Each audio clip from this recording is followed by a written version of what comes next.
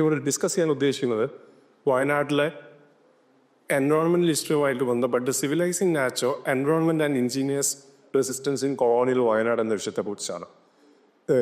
ഇവിടെ ഡിഗ്രിക്ക് വരുന്ന സമയത്ത് PG പോകണം എന്ന് ഒരിക്കലും ഉദ്ദേശിച്ചിട്ടുണ്ടായിരുന്നില്ല. പിന്നീടാണ് അഭിലാഷ് സാറ് ഫൈനൽ ഇയറിൽ ഇവിടെ ഞങ്ങളെ അധ്യാപകനായി വരുന്നതും ഹിസ്റ്ററിയിൽ നെറ്റ് JRF എന്താണ്, PhD എന്താണെന്നൊക്കെ കൂടുതലായിട്ട് എക്സ്പ്ലെയിൻ ചെയ്തത്. അന്നാണ് ഞാൻ മറ്റ് സ്ട്രീമുകളൊക്കെ മാറിയിട്ട് എനിക്കൊന്ന് PhD എടുക്കണം എന്നുള്ളൊരു ആഗ്രഹം വരുന്നത് ഇവിടെ ഫൈനൽ ഇയർ ആയതോടുകൂടിയിട്ടാണ്. സാർ ഞങ്ങളുടെ അടുത്ത് സാറ് JRFൻ്റെ അനുഭവങ്ങളും ഫെലോഷിപ്പും മറ്റ് യാത്രകളെ കുറിച്ചൊക്കെ പറഞ്ഞതിന് ശേഷം ആ ഒരു അനുഭവത്തിൻ്റെ എക്സ്പീരിയൻസ് ഷെയർ ചെയ്തതിന് ശേഷമായിരുന്നു ഇവിടുത്തെ ടെസ്റ്റിംഗ് കോളേജിലേക്ക് പോകുന്നു. പിന്നീട് നെറ്റും JRFും കിട്ടിയിട്ട് PhDക്ക് ജോയിൻ ചെയ്തത്. PhD എടുക്കാൻ ആദ്യം ഉദ്ദേശിച്ച ടോപ്പിക് വയനാട്ടിലെ പ്ലാന്റേഷനെ കുറിച്ചാണെങ്കിലും പിന്നീട് അതിന് മുകളിൽ 1-2 സ്റ്റഡി വന്നു എന്ന് മനസ്സിലാക്കിയതുകൊണ്ട് മലബാറിലെ സ്വാതന്ത്ര്യ സമര സേനാനികളുടെ ജീവിതത്തെക്കുറിച്ചാണ് PhD ചെയ്തിട്ടുള്ളത്. അവിടെ 1792 മുതൽ 1947 വരെ വരപ്പെട്ട ഇതിൻ്റെ ഒരു ഫസ്റ്റ് ഫേസ് എന്ന് പറയുന്നത് പഴശ്ശി കുറിച്ച റിവോൾട്ടിൽ ആയിരുന്നു ഫസ്റ്റ് ഫേസ് എടുത്തത്. ഈ പീരീഡിൽ പിന്നീട് PhD പീരീഡിലും അതിന് ശേഷവും നോക്കിയ സമയത്ത് വയനാട്ടിലെ പ്രകൃതിയാണ് ഈ റിവോൾട്ടിൽ ഏറ്റവും പ്രധാന പങ്ക് വഹിച്ചിട്ടുള്ളത്. എങ്ങനെയാണ് വയനാട്ടിലെ എൻവയോൺമെൻറ്റ് ഈ റെസിസ്റ്റൻസിൻ്റെ ഭാഗമായതും ഈ പ്രശ്നക്കാരനായിട്ടുള്ള വയനാട്ടിലെ ജനതയെ മാത്രമല്ല വയനാട്ടിലെ എൻവയോൺമെൻറ്റിനെ ഡിസിപ്ലിൻ ചെയ്യണമെന്നുള്ള ഒരു പോളിസിയിലേക്ക് കൊളോണിയൽ സ്റ്റേറ്റ് മാറിയതും അതിനവർ ചെയ്ത പ്രക്രിയ എന്തായിരുന്നു എന്നുമാണ് ചർച്ച ചെയ്യുന്നത്. ഇതിൻ്റെ ഒരു റിസൾട്ട് എന്താണെന്ന് വെച്ച് കഴിഞ്ഞാൽ അത് ഇവിടുത്തെ പ്ലാന്റേഷൻ ആയിരുന്നു. അതിനെക്കുറിച്ച് ഡീറ്റെയിൽ ആയിട്ട് ജോഷി സാർ നിങ്ങളോട് ചർച്ച ചെയ്യുകയും ചെയ്യും. ഫസ്റ്റത്തെ ഒരു ഇത് വരുന്നത് വയനാടിനെ കുറിച്ചുള്ളൊരു ചോദ്യമാണ്. വയനാട് എന്ന് പറയുന്ന ഒരു പ്രദേശം ഇവിടെ എവിടെയെങ്കിലും ഉണ്ടോ ഇല്ലേ എന്നുള്ളൊക്കെ വലിയ തരത്തിലുള്ള ചോദ്യം. എന്താണ് വയനാട്? നേരത്തെ ബൈജു സാർ പറഞ്ഞു വനങ്ങളുടെ പണ്ട് ഏറ്റവും കൂടുതൽ വയനാട്ടിൽ വനങ്ങളായിരുന്നു എന്നുള്ള ലെവലില്. C. ഗോപാലൻ നായരുടെ വയനാട് ഇറ്റ്സ് പീപ്പിൾസ് ആൻഡ് ട്രഡീഷൻസിൽ പറയുന്നത് വയനാട് എന്ന് പറയുന്നത് വനങ്ങളുടെ നാടാണ് എന്നാണ്. അതേ സമയത്ത് തന്നെ മദ്രാസ് മദ്രാസ് അഡ്മിനിസ്ട്രേഷൻ മാനുവൽ ബ്രിട്ടീഷുകാർ തയ്യാറാക്കി. ഇതിൽ വയനാട് എന്ന് പറയുന്നത് പേര് വന്നിട്ടുള്ള മായാക്ഷേത്രം അല്ലെങ്കിൽ സാൻസ്ക്രിത് വേർഡ് ആയിട്ടുള്ള മായാക്ഷേത്രത്തിൽ നിന്നാണെന്നും പറയും. റീസെൻ്റ് ആയിട്ട് നടന്ന പഠനങ്ങളൊക്കെ വയനാട് എന്ന് പറയുന്നത് വയലുകളുടെ നാടാണെന്ന് കൃത്യമായിട്ട് പറയുന്നത്. ഋതിരാജിൻ്റെ പഠനത്തിലൊക്കെ കന്നഡ ഇൻസ്ക്രിപ്ഷൻ അടക്കം വീരവയൽനാട് എന്നതുകൊണ്ട്. പക്ഷെ നമ്മളത് നോക്കുമ്പോൾ വയനാടാണ് വയനാടായത്. പക്ഷേ നെൽവയനാട് മാത്രമല്ല വയനാടായത് എന്നാണ് നമ്മൾ മനസ്സിലാക്കേണ്ടത്. ഈ കൊളോണിയൽ കാലഘട്ടത്തിൽ അല്ലെങ്കിൽ ബ്രിട്ടീഷുകാർ വരുന്ന സമയത്തും 20-ാം നൂറ്റാണ്ടിലും വയനാട്ടിലെ ഭൂരിഭാഗ ജനവിഭാഗം ഇവിടുത്തെ തദ്ദേശീയ ജനത ഗോത്ര വിഭാഗമായി. ഇവര് ഷിഫ്റ്റ് കൾട്ടിവേഷൻ അറിയാമല്ലോ, പുനംകൃഷി നിങ്ങൾ പഠിക്കാറുണ്ടല്ലോ. ഈ പുനംകൃഷിയിലൂടെ കൃഷി ചെയ്തിരുന്ന മുത്താറിയും റാഗിയും ചോളവും ഇങ്ങനത്തെ വിഭവങ്ങളൊക്കെ കാട് വെട്ടിത്തെളിച്ച് കുംഭമാസത്തിൽ തീയിട്ടതിന് ശേഷം പുനംകൃഷി നടത്തിയിരുന്നു. ഇത്തരത്തെ കൃഷി നടത്തിയ കുന്നുകളെ വയലുകൾ എന്ന പേരിൽ തന്നെയാണ് ഇവിടുത്തെ തദ്ദേശീയ ജനസമൂഹവും പിന്നീട് വന്ന കൊളോണിയൽ ഡോക്യുമെന്റ്സിലൊക്കെ നമ്മൾ കാണുന്നത്. ഫാദർ ജെഫ്രിനോന്റെ ഡയറി കുറിപ്പുകളൊക്കെ നിരവധി സ്ഥലങ്ങളിൽ ഇത്തരത്തിലുള്ള ഒത്താറി വയലുകളെ കുറിച്ചൊക്കെ റെഫർ ചെയ്യുന്നത്. അപ്പോൾ വയനാട് എന്ന് പറയുന്നത് നെൽവയലുകളും അതുപോലെ തന്നെ പുനംകൃഷി നടത്തിയ ഈ വയലുകളുടെയും മുത്താറി കൃഷി ഇതൊക്കെ വയലുകളുടെ നാടാണ്. നമ്മൾ അത്തരത്തിലുള്ളൊരു പാസ്റ്റ് വയനാട് വയനാട്ടിലൊരു ഹിസ്റ്ററി നോക്കുന്ന സമയത്ത് വയനാട്ടിലെ ജനങ്ങൾ ഏറ്റവും കൂടുതൽ കഴിച്ച ഭക്ഷണം അരിഭക്ഷണമായിരുന്നില്ലെന്നും മറിച്ച് മുത്താറിയാണെന്നുമാണ് 19-ാം നൂറ്റാണ്ടിലെ കൊളോണിയൽ ടെക്സ്റ്റുകൾ നമുക്ക് കാണാൻ സാധിക്കുന്നത്. ജോഷി സാറ് പറയാൻ പോകുന്ന മേഖല, അതായത് വയനാട്ടിലെ പ്ലാന്റേഷൻ ഇക്കോണമി ഇവിടെ തുടങ്ങിയ സമയത്ത് ബ്രിട്ടീഷുകാർ ഫേസ് ചെയ്ത ഏറ്റവും പ്രധാന പ്രശ്നങ്ങളൊന്ന് ഇവിടെ ആവശ്യത്തിലധികം അരിയില്ല, ഇവിടെ ഏറ്റവും കൂടുതൽ ഉൽപ്പാദിപ്പിക്കുന്നത് മുത്താറിയാണെന്നുള്ള കംപ്ലൈൻ്റാണ്. ഓരോ പ്രദേശത്തും കൃഷി ചെയ്യുന്ന വയലുകളുടെ ഡീറ്റെയിൽസ് ഒക്കെ അവിടെ കൊടുത്തത്. പത്ത് വയനാട് വയലുകളുടെ നാടാണ്. എങ്ങനെയാണ് വയനാട് ഓണർഷിപ്പിലേക്ക് നമ്മൾ പോവുകയാണെങ്കിൽ വയനാട് എന്ന് പറയുന്നത് വേട രാജവംശത്തെ കുറിച്ചൊക്കെ നിങ്ങൾക്ക് ഫെമിലിയർ ആയിരിക്കും. ഓക്കെ, വയനാട് എന്ന് പറയുന്നത് വേട രാജവംശത്തെ കുറിച്ച് നിങ്ങൾക്ക് ഫെമിലിയർ ആയിരിക്കും. വയനാടിൻ്റെ ഓണർഷിപ്പ് വയനാട് മലബാറിൻ്റെ ഭാഗമാണോ എൽ എ എന്നതായിരുന്നു 1792 ശ്രീരംഗമട്ടുള്ള സന്ധ്യയുടെ സമയത്ത് പ്രധാന ചോദ്യം. കുറച്ച് വിട്ടേക്കണോ? ഓക്കെ. വയനാട് മലബാറിന്റെ ഭാഗമായിരുന്നു അല്ലേ എന്നായിരുന്നു ശ്രീരംഗപട്ടണ സന്ധ്യയുടെ സമയത്തൊക്കെ ഒരു പ്രധാന ചോദ്യമായിട്ട് ഉയർന്നു വന്നിട്ടുണ്ടായിരുന്നത്. ഈ ഒരു ഡിസ്കോഴ്സ് വരാനുള്ള പ്രധാന കാരണം വയനാട് മലബാറിലെ മറ്റു പ്രദേശങ്ങളിൽ നിന്ന് വ്യത്യസ്തമായിട്ട് പശ്ചിമഘട്ടവും അതുപോലെ തന്നെ ഏത് റീജിയനും കൂടി വരുന്നുണ്ട്. നമ്മുടെ ഡെക്കാൻ പീഠഭൂമിയും ആയിട്ടുള്ള എക്സ്റ്റൻഷൻ റീജിയൻ കണക്റ്റഡ് ആണ്. മലബാറിലെ മറ്റു പ്രദേശങ്ങളിൽ നദികളിലൂടെ ആയിരുന്നു പ്രധാനമായിട്ടും കോണ്ടാക്ട് നടന്നിട്ടുണ്ടായത്. ഇപ്പം നിലമ്പൂരിൽ നിന്നുള്ള വിഭവങ്ങൾ ചാലിയാറിലൂടെ എവിടെ എത്തിയിരുന്നു? ബേപ്പൂർ എത്തിയിരുന്നു. അങ്ങനെ എവിടെ നോക്കുകയാണെങ്കിൽ, പക്ഷെ വയനാട്ടിലെ വിഭവങ്ങൾ കോഴിക്കോടേക്കോ അല്ലെങ്കിൽ തലശ്ശേരിയിലേക്കോ എത്തണമെങ്കിൽ ഒരിക്കലും നദികളിലൂടെ യാത്ര സാധ്യമായിരുന്നില്ല. ചുരങ്ങൾ ഇറങ്ങിപ്പോകേണ്ടിയിരുന്നു. ഇവിടുത്തെ ഓണർഷിപ്പ്, ഇവിടുത്തെ ജനത വയനാട് കർണാടകയുടെ ഭാഗമാണെന്നാണ് ഏർലി പീരിയഡിലെ കൊളോണിയൽ ടെക്സ്റ്റുകളൊക്കെ പറയുന്നത്. മലബാറിലെ രാജാക്കന്മാർ പിന്നീടാണ് വരുന്നതെന്നുള്ളൊരു ഡിസ്പോസ് നിരന്തരം കാണാൻ സാധിക്കും. ഇതിന് ഇവർ ആർഗ്യൂ ചെയ്യുന്നത് കർണാടക രാജാക്കന്മാരുടെ അല്ലെങ്കിൽ ജൈന കൊടിയേറ്റത്തിന് ശേഷം ഇവിടെ വന്ന നിരവധി ലിഖിതങ്ങളുമാണ്. പക്ഷെ വയനാടിൻ്റെ ഓണർഷിപ്പ് എൻറ്റയർലി കർണാടക മാത്രമല്ല, എൻറ്റയർലി കേരളത്തിലെ രാജാക്കന്മാരുടെ മാത്രമല്ല. റീസെൻ്റ് ആയിട്ട് കഴിഞ്ഞ മാസം ഒരു പേപ്പർ വർക്കിന്റെ ഭാഗമായിട്ട് വയനാട്ടിലെ സ്ഥലനാമങ്ങൾ, ഹൈഡ്രോളജിക്കൽ പ്ലേസ് നെയിംസിനെ കുറിച്ച് ഒരു പഠനമുണ്ടാക്കി. അപ്പോഴാണ് മനസ്സിലാകുന്നത്, മുളുക്കുറുമ കമ്മ്യൂണിറ്റി എങ്ങും ഫെമിലിയർ ആയിരിക്കില്ലേ? പാക്കം സ്ഥലം കേട്ടിട്ടുണ്ടാവും. പാക്കം എന്നുള്ള വേർഡിന്റെ മീനിങ് എന്താണ്? വയനാട്ടിലെ സ്ഥലനാമങ്ങളെ കുറിച്ച് നിരവധി പഠനങ്ങൾ നടന്നിട്ടുണ്ട്. എന്താ പാക്കം എന്ന് പറയുന്ന സ്ഥലത്തിന്റെ മീനിങ്? പാക്കം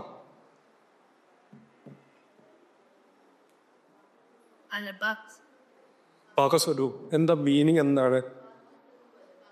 ഭാഗ്യ സ്വരൂപല്ല യഥാർത്ഥത്തിൽ പാക്കായിട്ടുള്ള. പാക്കം എന്ന് പറഞ്ഞു കഴിഞ്ഞാൽ യഥാർത്ഥത്തിൽ സംഘം പീരിയഡിലെ ടേമാണ്. ഏർലി തമിഴ് ലിറ്ററേച്ചറിൽ അതിന് പറയുന്നത് ഹൈഡ്രോളജിക്കൽ ആയിട്ട് അല്ലെങ്കിൽ വാട്ടർ റിലേറ്റഡ് ആയിട്ടുള്ള റിസോഴ്സസിന്റെ അടുത്തുള്ള ഹ്യൂമൻ ഹാബിറ്റേഷൻ സൈറ്റാണ്. നമ്മൾ വയനാടിന്റെ ഹിസ്റ്ററി പറയുമ്പോൾ കർണാടക അല്ലെങ്കിൽ കന്നഡ വേർഡുകളെ കുറിച്ച് കൂടുതൽ പറയുമ്പോൾ വയനാടിന്റെ ഹിസ്റ്ററി വർക്ക് ചെയ്ത് നോക്കിയപ്പോൾ ഈ പേപ്പർ ചെയ്തപ്പോഴാണ് മനസ്സിലായത് നമ്മൾ സംഘ കാലഘട്ടത്തിലെ തമിഴകത്തിന്റെ ഭാഗമായിരുന്നു. ആ പീരീഡിൽ ഉപയോഗിച്ച ഒരുപാട് ടേംസ് വയനാട്ടിൽ നമുക്ക് കാണാൻ സാധിക്കുന്നത്.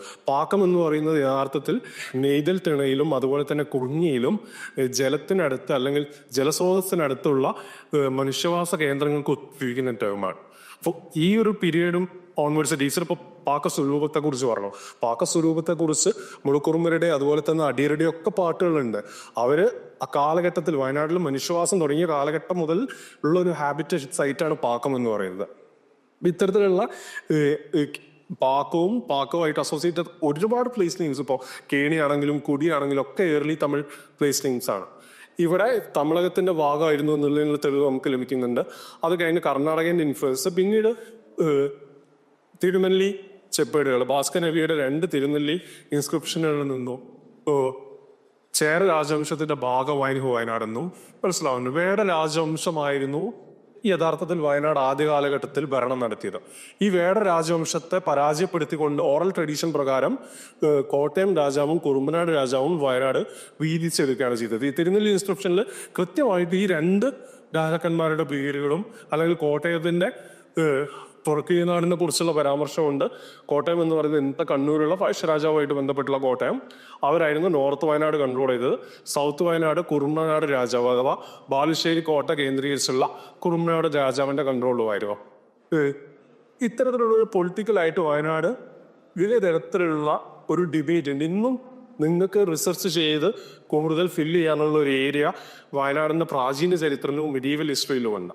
ഇപ്പൊ ബ്രിട്ടീഷുകാർ വന്ന സമയത്ത് ഒരു മലബാറിലെ സ്പൈസ് ട്രേഡിന് വേണ്ടിയുള്ള ഡോമിനേഷന് വേണ്ടി നടത്തിയ യുദ്ധങ്ങളെ കുറിച്ചൊക്കെ ഫെമിലിയറാണ്. 3ാം മൈസൂർ യുദ്ധത്തോടു കൂടിയിട്ട് ഇംഗ്ലീഷുകാർക്ക് മലബാർ ലഭ്യമാണ്. ഈ മലബാർ എന്ന് പറയുന്ന ഏരിയ ഏതാണ്? എവിടെ മുതൽ എവിടെ വരെയാണ് മലബാർ? PG സ്റ്റുഡൻസ് ആരെങ്കിലും?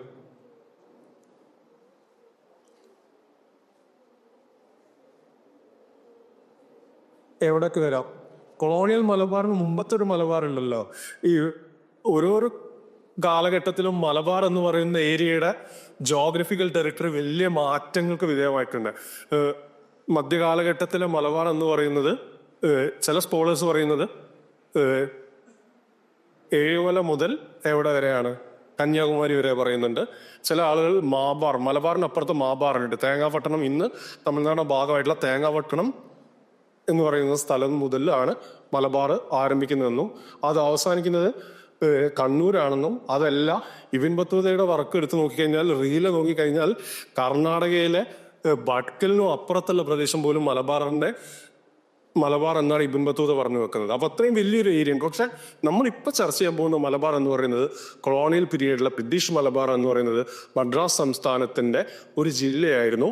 അത് പാലക്കാട്, കോഴിക്കോട്, പിന്നെ മലപ്പുറം, വയനാട്, കണ്ണൂർ, ഇത്രയും ജില്ലകളാണ് വരുന്നത്. പക്ഷെ ശ്രീരംഗപട്ടണ സന്ധിയിൽ 1792 മലബാർ വയനാടിന്റെ ഭാഗമാണോ അതല്ല വയനാട് മലബാറിന്റെ ഭാഗമാണോ അതല്ല ഇംഗ്ലീഷ് ഈസ്റ്റ് ഇന്ത്യ കമ്പനിയുടെ ആണോ ടിപ്പു സുൽത്താൻ്റെതാണോ എന്നുള്ള വലിയ ചോദ്യം ഉയർന്നു വന്നിട്ടുണ്ടായിരുന്നു. ഇതിനുള്ള മെയിൻ റീസൺ എന്ന് പറയുന്നത് ടിപ്പു മലബാർ പിടിച്ചടക്കിയ വേളയിൽ വയനാടിന്റെ ആധിപത്യം കോട്ടയം രാജാവിനായിരുന്നു.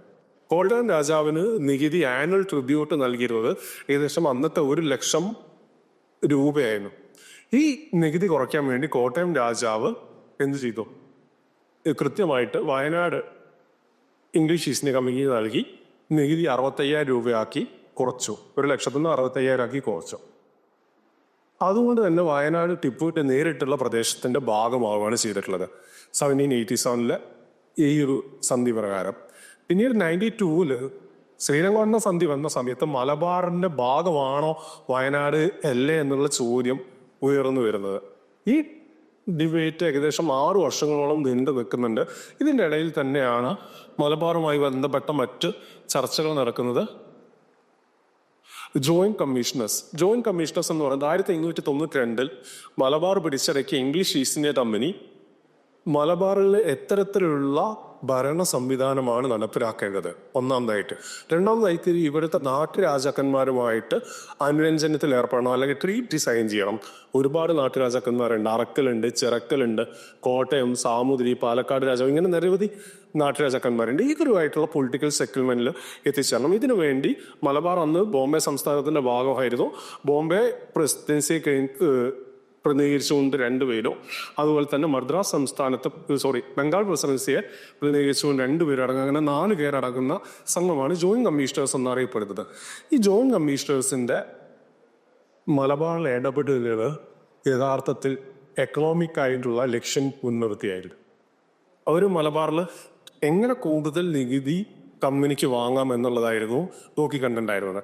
അതുപോലെ തന്നെ നമ്മളിപ്പോൾ ചർച്ച ചെയ്യാൻ പോകുന്ന സിവിലൈസിങ് നാച്ചർ അല്ലെങ്കിൽ സിവിലൈസിങ് മിഷനെ കുറിച്ചും പറയുകയാണെങ്കിൽ അവർ പറഞ്ഞു വെക്കുന്നത് ഇവിടുത്തെ നാട്ടുരാജാക്കന്മാർ വളരെ ക്രൂരന്മാരാണ്. കാരണം ഇവർ നടപ്പിലാക്കുന്ന ശിക്ഷാ സമ്പ്രദായം എന്ന് പറയുന്നത് അലരിനെ തല വെട്ടുക, കൈവെട്ടുക, കാല് വെട്ടുക തുടങ്ങിയ ശിക്ഷാ സമ്പ്രദായമാണ് നടപ്പിലാക്കുന്നത്.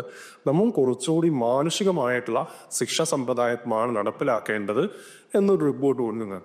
ഇത് കൂടാതെ നാട്ടുരാജാക്കന്മാരുമായിട്ടുള്ള പൊളിറ്റിക്കൽ സെറ്റിൽമെന്റിൽ അവിടെ എക്കണോമിക് ആയിട്ടുള്ള ലക്ഷ്യം മാത്രമേ ഫോക്കസ് ചെയ്യുന്നുള്ളൂ. പഴശ്ശിരാജാവ് കോട്ടയത്ത് നൽകാമെന്ന് ഏറ്റ നികുതിയേക്കാൾ കൂടുതൽ കമ്പനി ആവശ്യപ്പെടുന്നു. പക്ഷെ രാജാവ് പറഞ്ഞു ഇത് ഡയറക്ട്ലി ജനങ്ങളെ ആണ് ബാധിക്കുക, അതുകൊണ്ട് തരാൻ പറ്റില്ല എന്ന് പറയുന്നതായിട്ട് കുറുംസാർ പുസ്തകത്തിൽ ആർഗ്യൂ ചെയ്യുന്നത്. അതിനുശേഷം കോട്ടയത്തിൽ നിന്നും ദത്ത് പോയിട്ടുള്ള കുറുമ്പനാട് രാജാവ് കൂടുതൽ നികുതി വയനാടിന് തരാമെന്നും ഇതേ ഘട്ടത്തിൽ പറഞ്ഞു വെക്കുന്നുണ്ട്. പക്ഷെ വയനാടിന്റെ ആധിപത്യത്തിന്റെ മുകളിൽ, അല്ലെങ്കിൽ കോട്ടയത്തിന്റെ വയനാടിന്റെ ആധിപത്യത്തിന്റെ മുകളിൽ ഡിബേറ്റ് ഉള്ളതുകൊണ്ട് വയനാട് ഒഴിവാക്കി അത് കോട്ടയത്തിന്റെ മാത്രം റവന്യൂ കളക്ഷൻ റൈറ്റ്സ് ആണ് കുറുമ്പനാട് രാജാവിന് ലഭിക്കുന്നത്. ഈ ഘട്ടത്തിൽ വയനാടിന്റെ ഒരു ചോദ്യചിഹ്നം വരുന്നുണ്ട്. പക്ഷെ പഴശ്ശിരാജാവും അതുപോലെ തന്നെ ഇംഗ്ലീഷ് ഈസ്റ്റ് ഇന്ത്യ കമ്പനി ഈ ജോയിന്റ് കമ്മീഷണർമാരുടെ തെറ്റായ നികുതി വ്യവസ്ഥ അല്ലെങ്കിൽ നികുതി വ്യവസ്ഥ കാരണം പ്രശ്നത്തിൽ വരുന്നു. പഴശ്ശിരാജാവ് മാത്രമല്ല, ഏറനാട് ഒളവനാടിലെ അത്തംകുരുക്കൾ, ചെമ്മമ്പോക്ക, ഉണ്ണിമൂസ മൂപ്പൻ, ഈ 3 ആളുകളും കമ്പനിക്കെതിരെ റിവോൾട്ട് നടക്കുന്നുണ്ട്. ഇവരുടെ റിവോൾട്ടും ഈ ആരുടെ കൂടെ കൂടിച്ചേർന്നുകൊണ്ടാണ്, പഴശ്ശിയുടെ കൂടെ കൂടിച്ചേർന്നുകൊണ്ട് നമുക്ക് റിവോൾട്ട് നടത്തിയതായിട്ട് കാണാൻ സാധിക്കും. ഈ ഘട്ടത്തിൽ വയനാടിനെ കുറിച്ച് കമ്പനിക്ക് യാതൊരു ധാരണയുണ്ടായിരുന്നില്ല. വയനാടിലെ ജനങ്ങൾ ആരാണെന്നും കമ്പനിക്ക് ഒരു ധാരണ ഉണ്ടായിരുന്നില്ല. അതിൻ്റെ കാരണം ഞാൻ പറഞ്ഞു നോക്കാം. മലബാറിൽ സർവേയേഴ്സിനൊക്കെ അപ്പോയിന്റ് ചെയ്തിട്ട് ഇവിടുത്തെ ജനങ്ങൾ ആരാണ്, അവരുടെ ജോലി എന്താണ് തുടങ്ങി പല കാര്യങ്ങളും കമ്പനി ചർച്ച ചെയ്യുന്നില്ല. പക്ഷെ വയനാട്ടിൽ എത്തിച്ചേർന്നിട്ട് ഇവിടുത്തെ ജനങ്ങളെക്കുറിച്ചൊന്നും മനസ്സിലാക്കാൻ കമ്പനിക്ക് സാധിച്ചിരുന്നില്ല. ഇവർ വയനാട്ടിലെ ജനങ്ങൾ ഭൂരിഭാഗവും നായർ കമ്മ്യൂണിറ്റി ആണെന്നാണ് പിന്നീട് നടന്ന റെസിസ്റ്റൻസിലൊക്കെ എഴുതി വെച്ചിട്ടുള്ളത്. പക്ഷെ വയനാട്ടിൽ യഥാർത്ഥത്തിൽ ആരായിരുന്നു താമസിച്ചിട്ടുണ്ടായിരുന്നത്? ഇവിടുത്തെ ഗോത്ര വിഭാഗങ്ങളായിരുന്നു. ഈ ഗോത്ര വിഭാഗത്തെ പിന്നീട് ഫസ്റ്റ് കൊളോണിയൽ പീരീഡിൽ നടന്ന സർവേയിൽ 2 കാറ്റഗറി ആയിട്ടാണ് അവർ, 3 കാറ്റഗറി ആയിട്ടാണ് ഡിവൈഡ് ചെയ്യുന്നത്. ഒന്ന് ലാൻഡ് ഓണിങ് ആയിട്ടുള്ള ട്രൈബൽ കമ്മ്യൂണിറ്റീസ്. ഏതൊക്കെയായിരിക്കും? ഭൂമി കൈവശം വെക്കുന്ന 2 ഗോത്ര വിഭാഗങ്ങൾ ഏതൊക്കെയാണ് വയനാട്ടിൽ? കുറിച്യരും കുറുമ്പരുമാണ് വരുന്നത്. അതുകൂടാതെ ലാൻഡ് റിലേറ്റഡ് ആയിട്ട് അവർ അഗ്രിസ്റ്റിക് സ്ലേവ്സ് എന്നാണ് പറയുന്നത്. പണിയ കമ്മ്യൂണിറ്റിയും അതുപോലെ അടിയ അല്ലെങ്കിൽ റാവുല കമ്മ്യൂണിറ്റിയും രണ്ടാമത്തെ കാറ്റഗറിയിൽ വരുന്നു. ബാക്കി കാട്ടുനായ്ക്ക, തച്ചനാടൻ മൂപ്പൻ ഇവരൊക്കെ ഒരു വേറെ കാറ്റഗറി ആയിട്ടാണ് ഫസ്റ്റ് ഇവർ മാറ്റി നിർത്തുന്നത്. ഇങ്ങനെ പലതരത്തിലുള്ള എത്നോഗ്രാഫിക് ക്ലാസിഫിക്കേഷനും ഈ പീരീഡിൽ നടത്തുന്നുണ്ട്. ഇവിടുത്തെ ജനങ്ങൾ ആരാണെന്ന് പക്ഷേ സ്റ്റേറ്റിന് വലിയ ധാരണ ഉണ്ടായിരുന്നില്ല. ഇത് കൂടാതെ വയനാട്ടിൽ ജെയിൻ കമ്മ്യൂണിറ്റി ഉണ്ട്. പിന്നീട് കോട്ടയം വയനാട് വിളിച്ചടിക്കുന്ന ശേഷം നായർ കമ്മ്യൂണിറ്റി മൈഗ്രേറ്റ് ചെയ്യുന്നുണ്ട്. മുസ്ലിം കമ്മ്യൂണിറ്റി കുഞ്ഞും ഏലച്ചരം വഴി വയനാട്ടിലേക്ക് വരുന്നുണ്ട്. ഇങ്ങനെ പലതരത്തിലുള്ള മൈഗ്രേഷൻ നമുക്ക് വയനാട്ടിലേക്ക് കാണാൻ സാധിക്കും. നിലവിൽ പഴശ്ശി റിവോൾട്ട് അല്ലെങ്കിൽ വയനാട്ടിലെ തദ്ദേശീയ ജനസമൂഹം നടത്തിയ റെസിസ്റ്റൻസിനെ പഴശ്ശി റിവോൾട്ട് എന്നും പിന്നീട് 1812 നടത്തിയ റിവോൾട്ടിനെ കുറിച്ച കലാപം അല്ലെങ്കിൽ കുറിച്ച റിവോൾട്ട് എന്നാണ് കൊളോണിയൽ ഹിസ്റ്റോറിയോഗ്രഫിയും പിന്നീട് വന്ന പല ആളുകളും എങ്ങനെയാണ് ഇതിനെ അടയാളപ്പെടുത്തിയെന്ന് നോക്കാം. KN പണിക്കരുടെ കേരള സിംഹത്തിൽ പഴശ്ശിരാജാവിന്റെ ലയൺ ഓഫ് കേരള ഒരു നോവലാണ്. അതിനു മുമ്പുള്ള കൊളോണിയൽ ഹിസ്റ്റോറിയോഗ്രഫി നോക്കുകയാണെങ്കിൽ വില്യം ലോഗന്റെ മലബാർ മാനുവലില് പഴശ്ശി റിവോൾട്ടിനെ കുറിച്ച് കൃത്യമായിട്ട് പറഞ്ഞിട്ടുണ്ട്. കുറിച്ച റിവോൾട്ടിനെ കുച്ച കുറുമ റിവോൾട്ട് എന്നാണ് പറഞ്ഞത്. അവിടെ കുറിച്ചിട്ടുണ്ട് കുറുമരുമുണ്ട്. പക്ഷെ പിന്നീട് KN കുറുപ്പിലേക്ക് എത്തുമ്പോഴേക്കും പഴശ്ശി സമരവും സമരവുമായി. അവിടെ ആര് പോയി? കുറുമര് അപ്രത്യക്ഷരായി. പിന്നീട് വന്ന നമ്മൾ പഠിക്കുന്ന ടെക്സ്റ്റുകളിലാണെന്നും റിപ്പോർട്ടുകളിലൊക്കെ ആണെങ്കിലും ഇപ്പൊ പൊറിച്ച കലാവെന്ന് മാത്രമേ ഉള്ളൂ. ആദ്യ കാലഘട്ടത്തിൽ കൊളോണിയൽ പീരീഡിൽ 1812 നടത്തിയ അവരുടെ കറസ്പോണ്ടൻസിലടക്കം കുറിച്ച കുറുമർ കലാപം എന്നല്ല റിവോൾട്ട് എന്നാണ് ഉണ്ടായിരുന്നത്. പക്ഷെ പിന്നീട് അതിൽ ആര് മാറിപ്പോയി? കുറുമർ അപ്രത്യക്ഷരാവാൻ ചെയ്തിട്ടുള്ളത്. പഴശ്ശി റിവോൾട്ടിന്റെയും സമാനമായിട്ടുള്ള ഒരു ഹിസ്റ്റോറിയോഗ്രഫി നിങ്ങൾക്കറിയാം. കുറുപ്പ് സാറ് ഒരു പെസന്റ് നാഷണലിസ്റ്റ് റിവോൾട്ട് ആയിട്ടാണ് ഏത് നോക്കി കണ്ടിട്ടുള്ളത് പഴശ്ശി റിവോൾട്ടിനെ. കാതലിൻ ഗഫ് ആണെങ്കിൽ ഒരു റിസ്റ്റോറേറ്റീവ് റിവോൾട്ട് ആയിട്ടാണ് കൺസിഡർ ചെയ്യുന്നത്. AR ദേശായിയുടെ വാക്ക് നമ്മുടെ ലൈബ്രറി തന്നെ ഉണ്ട്. അതായത് എഡിറ്റർ വർക്കാണ്. അതിൽ കാതലിൻ ഗഫിന്റെ ആർട്ടിക്കിൾ ഉണ്ട്. അതുപോലെ മാർഗറ്റ് ഫ്രണ്ട്സിന്റെ വാക്കിന് റിവോൾട്ടിന്റെ ഒരു റിലീജിയസ് ആയിട്ടുള്ള പോയിന്റ് ഓഫ് വ്യൂവിലാണ് നോക്കിക്കാണുന്നത്. പിന്നെ റീസെന്റ് ആയിട്ട് മുജീബ് സാറ മലബാറിയൻ ട്രാൻസിഷൻ എന്ന് പറയുന്ന പുസ്തകത്തിലും ഈ റിവോൾട്ടിനെ കുറിച്ച് കൂടുതലായിട്ട് പഠനം നടത്തുന്നുണ്ട്. പക്ഷെ പഴശ്ശി റിവോൾട്ടിൽ വയനാടിന്റെ പങ്ക് എന്താണ്, അതിൽ ഇവിടുത്തെ പ്രകൃതി എത്തരത്തിൽ പങ്കുവഹിച്ചു എന്നതിനെ കുറിച്ച് കൂടുതലായിട്ടുള്ള ഒരു ചർച്ചയും നടത്തിയിട്ടില്ല. 1796 പഴശ്ശി റിവോൾട്ടിന് തുടക്കം കുറിക്കുന്ന പഴശ്ശി രാജാവ് കോട്ടയം പ്രദേശത്തെ നികുതി കളക്ട് ചെയ്യാന്ന് റെസിസ്റ്റ് ചെയ്ത് കൂടിയിട്ടാണ് സമരം ആരംഭിക്കുന്നത്. പക്ഷെ സമരം ആരംഭിച്ച് മാസങ്ങൾക്കുള്ളിൽ തന്നെ കണ്ണൂർ പ്രദേശത്തെ രാജാവിന്റെ ഹൈഡ് ഹൗസ് ഫുള്ള് ബ്രിട്ടീഷുകാർ കൃത്യമായിട്ട് ട്രേസ് ചെയ്ത് അറ്റാക്ക് ചെയ്യും. രാജാവ് അടുത്ത സൈറ്റിലേക്ക് മൈഗ്രേറ്റ് ചെയ്യാൻ നിർബന്ധിതനാവുകയോ. കണ്ണവം പോയിട്ടുണ്ടായിരുന്നു. കണ്ണവം പ്രദേശത്തായിരുന്നു ഇനീഷ്യലി രാജാവിന്റെ ഹൈഡ് ഔട്ട്. കണ്ണവത്ത് തൊടിക്കളം ക്ഷേത്രത്തിന്റെ പരിസരത്തായിട്ട് അവിടുത്തെ മതിൽ, ക്ഷേത്രത്തിന്റെ മതിൽ ബ്രിട്ടീഷുകാരെ തകർത്തതായിട്ട് കൃത്യമായിട്ട് നമുക്ക് അവിടെ ഫീൽഡ് വർക്ക് പോകുമ്പോൾ റെഫറൻസ് ഉണ്ട്, കൊളോണിയൽ റെക്കോർഡിലുണ്ട്. അത് കഴിഞ്ഞ് ചെറുവാഞ്ചേരി ഭാഗത്തേക്ക് മാറുന്നു. ഇങ്ങനെ ഈ മൈഗ്രേഷനൊക്കെ 1 മാസം കൊണ്ട് ഇവർ രാജാവിന്റെ എവിടെയാണെന്ന് കൃത്യമായിട്ട് ട്രേസ് ചെയ്യാൻ സാധിക്കുന്നുണ്ട്. പക്ഷെ പിന്നീട് രാജാവ് വയനാട്ടിലേക്ക് കയറിയതോടുകൂടിയിട്ട് ചുരം കയറി എന്നാണ് തലശ്ശേരി രേഖകൾ. പഴശ്ശി സമരം നിങ്ങൾ പഠിക്കുന്ന സമയത്ത് ഏറ്റവും കൂടുതൽ യൂട്ടിലൈസ് ചെയ്യാൻ പറ്റിയ ഒരു സോഴ്സ് എന്ന് പറയുന്നത് തലശ്ശേരി രേഖകളാണ്. തലശ്ശേരി രേഖകളെ കുറിച്ച് പഠിച്ചിട്ടുണ്ടാവുമെന്ന് കരുതുന്നു. ഈ തലശ്ശേരി രേഖകളിൽ രാജാവ് ചുരം കയറി എന്നാണ്, അല്ലെങ്കിൽ കാട് കയറി എന്ന് നിരന്തരം പല ഭാഗത്ത് റെഫറൻസ് വന്നതായിട്ട് കാണാൻ സാധിക്കും. ഇത്തരത്തിൽ വയനാട്ടിലേക്ക് പഴശ്ശിരാജാവ് കയറിയതോടുകൂടി ഇത് വയനാടിലെ ലാൻഡ്സ്കേപ്പിനെ കുറിച്ചോ ഇവിടുത്തെ ജനങ്ങളെ കുറിച്ചോ ഇവിടെ എന്താണ് നടക്കുന്നതെന്നോ കമ്പനിക്ക് കാര്യമായിട്ടുള്ള ധാരണ ഉണ്ടായിരുന്നില്ല. കാരണം നേരത്തെ പറഞ്ഞ ടിപ്പുവുമായിട്ട് ബന്ധപ്പെട്ടുള്ളൊരു ഡിബേറ്റ് നടക്കുന്നതിനാൽ തന്നെ. വയനാട് കമ്പനി റിപ്പോർട്ട് പ്രകാരം പഴശ്ശിരാജാവ് 1796 മെയ് മാസമാണ് വയനാട്ടിലേക്ക് എത്തിച്ചേർന്നിട്ടുള്ളത്. എന്തുകൊണ്ടാണ് വയനാട് കമ്പനിക്ക് ഏറ്റവും കൂടുതൽ പ്രശ്നം സൃഷ്ടിച്ചതെന്ന് ചോദിച്ചു കഴിഞ്ഞാൽ ആ രണ്ടാമത്തെ ലൈനിൽ പറയുന്നത് ഇവിടുത്തെ വനങ്ങൾ തന്നെയായിരുന്നു. മറ്റു പ്രദേശത്തെ വനങ്ങളിൽ നിന്ന് വ്യത്യസ്തമായിട്ട് ഇവിടുത്തെ വനത്തിൽ ഒരു ദിവസത്തിന് കൂടുതൽ കമ്പനി സൈന്യത്തിന് സ്പെൻഡ് ചെയ്യാൻ പറ്റില്ല. കാരണം അവിടെ മലമ്പനി എന്ന് പറയുന്ന ഒരു പ്രദേശങ്ങളാണ്. അവിടെയാണ് ആൽഫ്രഡ് ക്രോസ്ബിയുടെ ecological imperialism the biological expansion of Europe. Teacher environmentalist പഠിക്കാൻ എന്ത് തോന്നുന്നു? ഇക്കോളജിക്കൽ ഇമ്പീരിയലിസം പഠിച്ചിട്ടുണ്ടാവുകയാണ് PG എല്ലാം. ആൽഫ്രഡ് ക്രോസ്ബിയുടെ ഇക്കോളജിക്കൽ ഇമ്പീരിയലിസം എന്ന് പറയുന്ന പുസ്തകത്തിൽ ക്രോസ്ബി പറഞ്ഞു വെക്കുന്നത് യൂറോപ്പിന് സമാന കാലാവസ്ഥയുള്ള ട്രോപ്പിക്കൽ ആയിട്ടുള്ള കൺട്രീസ്, അമേരിക്ക, കാനഡ, അതുപോലെ ലാറ്റിൻ അമേരിക്കയിലെ രാജ്യങ്ങൾ, സൗത്ത് ആഫ്രിക്ക, ന്യൂസിലാൻഡ്, ഓസ്ട്രേലിയ പോലുള്ള രാജ്യങ്ങൾ പിടിച്ചിറക്കിയത് കേവലം ആയുധങ്ങൾക്കൂട്ട് മാത്രമല്ല, മറിച്ച് ക്രോസ്ബി പറയട്ടെ അത് എൻവയോൺമെന്റൽ ടെററിസമിലാണ് ക്രോസ്ബി പറയുന്നത്, അഥവാ പോർട്ട്മാന്റിയോ ബയോട്ട. 4 വെപ്പൺസ് ആണ് യൂസ് ചെയ്തായിട്ട് ക്രോസ്ബി പറയുന്നത്. 1 ഹ്യൂമൻ ബീങ്സ് തന്നെയാണ്, 2 അവർ കൊണ്ടുപോയിട്ടുള്ള ഫ്ലോറ, ഫോണ, പിന്നെ പാത്തജൻസ് അഥവാ ചെടികളും മൃഗങ്ങളും, അതുകൂടാതെ പലതരത്തിലുള്ള അസുഖങ്ങൾ ക്രിയേറ്റ് ചെയ്ത മഹാമാരികളും. ഇത്തരത്തിലുള്ള വെപ്പൺസ് ഉപയോഗിച്ചുകൊണ്ട് തദ്ദേശീയ ജനസമൂഹത്തെ യൂറോപ്യന്മാർ ഉന്മൂലനം ചെയ്തു എന്നാണ് ക്രോസ്ബി ആർഗ്യൂ ചെയ്യുന്നത്. നമ്മൾ നോക്കുകയാണെങ്കിൽ അമേരിക്കയിലെ ഇന്നത്തെ ജനസംഖ്യയുടെ 90%-ലേറെയും യൂറോപ്യന്മാരായിട്ടുള്ള കോക്കസോയിഡാണ്. അവിടുത്തെ തദ്ദേശീയ ജനതയെ മുൻചെയ്ത് ഓസ്ട്രേലിയ ആണെങ്കിലൊക്കെ.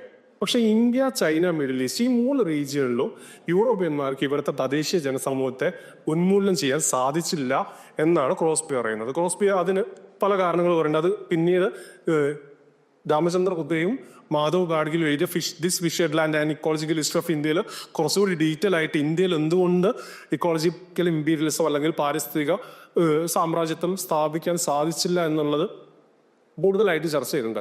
ലൈബ്രറിയിൽ നിങ്ങൾ ആ പുസ്തകം ഒന്ന് നോക്കിക്കഴിഞ്ഞാൽ ഈ ചർച്ചയുടെ സമയത്ത് കൂടുതൽ നമുക്ക് ചർച്ച ചെയ്യാം. പക്ഷേ അതിനപ്പുറത്തേക്കായിട്ട്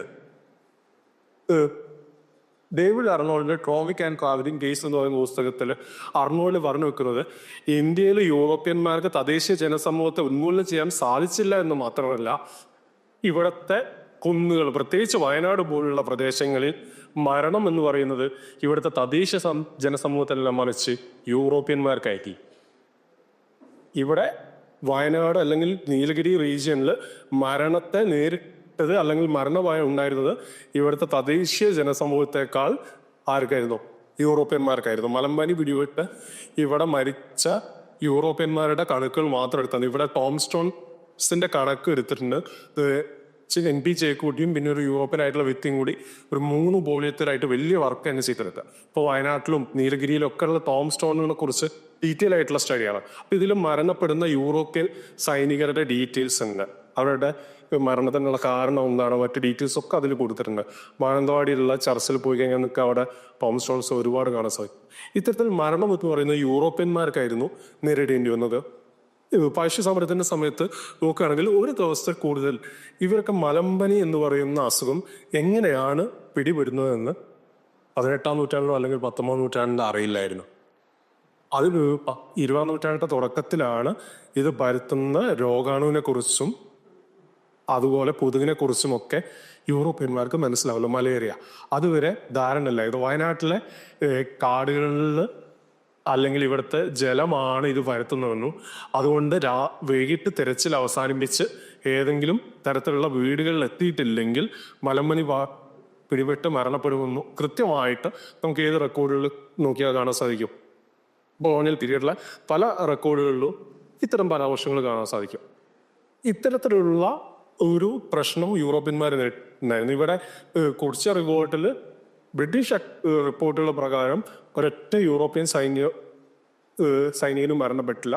പക്ഷെ നിരവധി വ്യക്തികൾക്ക് മലമ്പനി പിടിപെട്ടിട്ടുണ്ട്. അതിൽ എത്ര പേര് മരിച്ചു എന്നുള്ള കൃത്യമായിട്ട് കണക്ക് പറയുകയും ആളുകൾ മരണപ്പെട്ടിട്ടുണ്ട് എന്ന് ജെയിംസ് വെൽഷിന്റെ മിലിറ്ററി റെമിനിസൻസിൽ സൂചിപ്പിക്കുന്നുണ്ട്. അപ്പൊ ഇത്തരത്തിലുള്ള മലമ്പനിയായിരുന്നു ഏറ്റവും വലിയ പ്രശ്നക്കാരനായിട്ട് വയനാട്ടിൽ ആർക്ക് നേരിടേണ്ടി വന്നത്?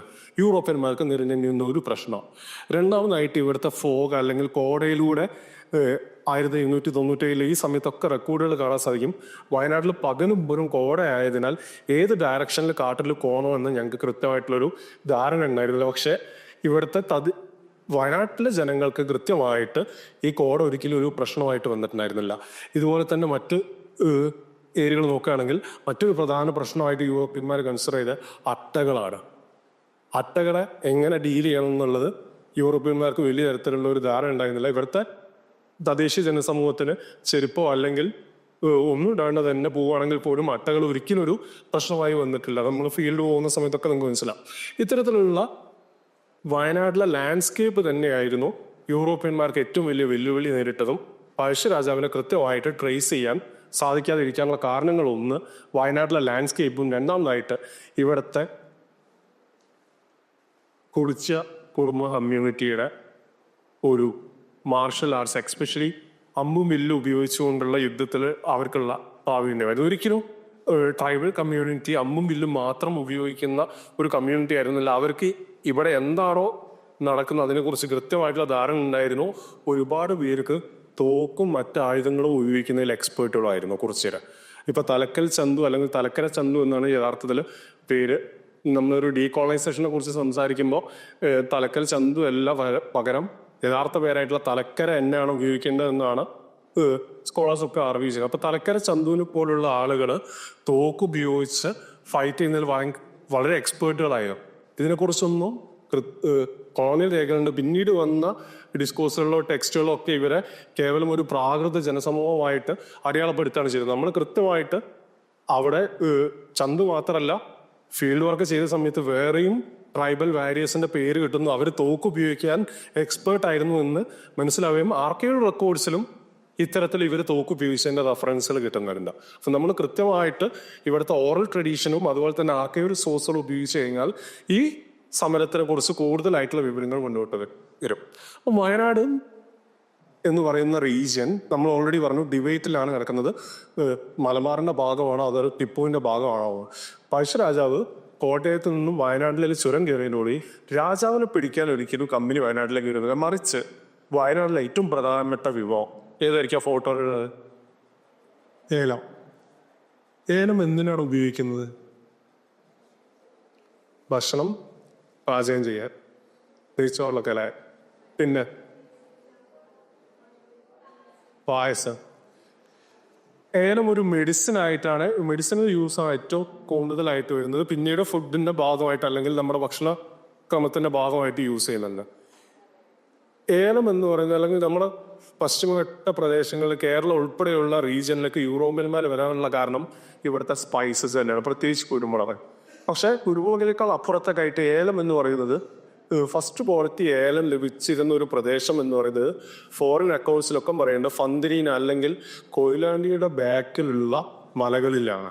ഫന്തരീന എന്നാണ് ഇബിൻ ബത്തൂതൊക്കെ കൊയിലാണ്ടിയെ കുറിച്ച് പരാമർശിക്കുന്നത്. അപ്പൊ ഇങ്ങനെ ഈ ഒരു പ്രദേശം എന്ന് പറയുന്നത് യഥാർത്ഥത്തിൽ നമ്മുടെ വയനാട്ടിലെ കോറോ അല്ലെങ്കിൽ തൊണ്ടർനാട് പഞ്ചായത്തിലെ കോറോ മുതൽ പേര് വരെയുള്ള പ്രദേശത്തെ കുന്നുകളിലായിരുന്നു ഏറ്റവും സമൃദ്ധമായിട്ട് ഏലം വിളഞ്ഞിരുന്നത്. ആദ്യ കാലഘട്ടത്തിൽ ഏലം ഒരു വീടുകളിൽ കൃഷി ചെയ്ത ഒരു വിഭവമായിരുന്നില്ല, മറിച്ച് ഈ കാടുകളിൽ സ്വാഭാവികമായിട്ടുണ്ടായിട്ടുള്ള ഒരു ചെടിയായിരുന്നു. ഇത് കാട്ടിൽ പോയിട്ട് ഇവിടുത്തെ കുറിച്ച വിഭാഗവും വയനാടൻ കാടർ കമ്മ്യൂണിറ്റി അതുപോലെ പണിയ വിഭാഗവും ഒക്കെ കളക്ട് ചെയ്ത് കൊണ്ടുവന്ന് കച്ചവടക്കാരുടെ ഇടനിലക്കാർക്ക് കൈമാറ്റം ചെയ്യാറായിരുന്നു പതിവ്. കമ്പനി റിപ്പോർട്ടുകൾ എടുത്തു കഴിഞ്ഞാൽ 1850 വരെ വയനാട്ടിലെ പ്രധാന വരുമാനവും ഏലം തന്നെയായിരുന്നു. പിന്നൊന്നുള്ളത് ഗോൾഡ് ടെസ്റ്റ് ആയിരുന്നു. സ്വർണ്ണമായിട്ട് ബന്ധപ്പെട്ട് വളരെയധികം വരുമാനം ലഭിച്ചിട്ടുണ്ട്. ഈ ഏലം കാടുകളിൽ ഉണ്ടായിരുന്ന ഈ ഏലത്തിന്റെ ആധിപത്യം സ്ഥാപിക്കാൻ വേണ്ടിയിട്ടാണ് വയനാട്ടിലേക്ക് കമ്പനി പഴശ്ശിരാജാവിനെ പിടിക്കുക എന്നും പറയുന്നതിന് പകരം പേരിയയിലേക്ക് വയനാട്ട് കമ്പനിയുടെ സൈന്യത്തെ 1796 നവംബർ മാസം ക്യാമ്പ് ചെയ്യാൻ വേണ്ടി അയക്കുന്നു.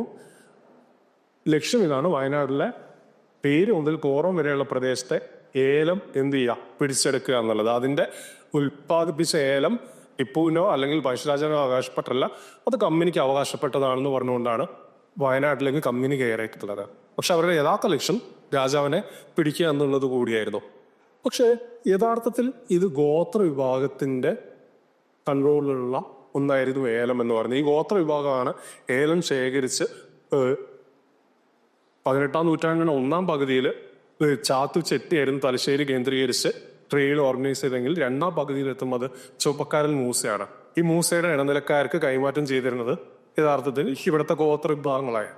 ഈ ഒരു ഇഷ്യൂ ഒരു പേരിയ കമ്പനി സൈന്യം സ്റ്റേഷൻ ചെയ്തിട്ട് വയനാട്ടിൽ വീണ്ടും ഒരു വാർ സോണിലേക്ക് വയനാട് മാറുകയും ഈ ഘട്ടത്തിൽ എന്തൊക്കെ തരത്തിലുള്ള റെസിസ്റ്റൻസ് ആണ് നടത്തുന്നത് അതിനെക്കുറിച്ച് കൂടുതലായിട്ട് നിലവിലെ ഹിസ്റ്റോറിയോഗ്രഫിയിൽ കാര്യമായിട്ട് ചർച്ച ചെയ്തിട്ടില്ല. പേരിയ എപ്പിസോഡ് അല്ലെങ്കിൽ പേരിയ ആംബുഷ് എന്നൊക്കെയാണ് നിലവിലെ കുറുപ്പ് സാർ വർക്കിലാണെങ്കിലും അല്ലെങ്കിൽ വില്യൻ ലോഗന്റെ വർക്കിൽ മാർഗറ്റ് ഫ്രണ്ട്സിന്റെ വർക്കിലൊക്കെ പരാമർശിക്കുന്നത്. പേരിയയിൽ സ്റ്റേഷൻ ചെയ്ത കമ്പനി സൈന്യം നവംബർ മാസം സ്റ്റേഷൻ ചെയ്തു. പിന്നീട് മാർച്ച് മാസം പെട്ടെന്നൊരു അക്രമത്തിൽ അവർ പിൻവാങ്ങുകയാണ്. ആ അക്രമത്തിന്റെ സമയത്ത് എന്ത് ചെയ്തു? ഇവിടുത്തെ ഗോത്ര വിഭാഗം പിൻവാങ്ങുന്ന സമയത്ത് ആക്രമിച്ചു. അതോടുകൂടിയിട്ട് കമ്പനി വയനാട്ടിൽ നിന്നും പോയി എന്ന് മാത്രമാണ് റെക്കോർഡിക്കലി കാണുന്നത് നമുക്ക്. പക്ഷെ യഥാർത്ഥത്തിൽ എന്താണ് സംഭവിച്ചത്? പേരിയ യഥാർത്ഥത്തിൽ വലിയൊരു യുദ്ധം തന്നെ നടന്നിട്ടുണ്ടായിരുന്നു. പേരിയ സ്റ്റേഷൻ ചെയ്ത കമ്പനി സൈന്യത്തിലെ യൂറോപ്യന്മാരും അവർ റിക്രൂട്ട് ചെയ്ത ഇവിടുത്തെ തദ്ദേശീയ ജനസമൂഹം എന്ന് പറയുമ്പോൾ ഈ ഘട്ടത്തിൽ പ്രധാനമായിട്ടും Nair community, Thiyya community, Mappila community, ഈ 3 വിഭാഗത്തിൽ നിന്നായിരുന്നു പട്ടാളത്തിലേക്ക് അല്ലെങ്കിൽ കോൾക്കാർമാരായിട്ട് റിക്രൂട്ട് ചെയ്തത്.